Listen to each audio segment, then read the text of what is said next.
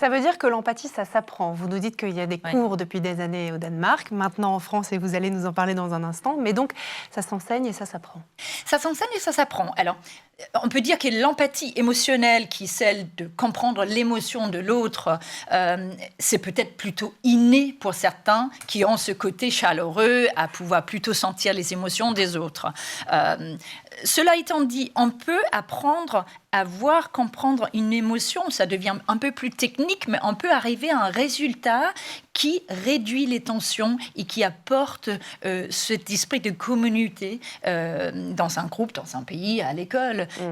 L'empathie cognitive, c'est peut-être celui sur lequel j'insiste le plus, c'est la capacité de comprendre les idées et les points de vue des autres. Et c'est extrêmement important, notamment à l'entreprise. Dans l'entreprise où moi je travaille beaucoup avec des équipes, avec des dirigeants, autour de la table, dans une comité exécutive ou une comité de direction.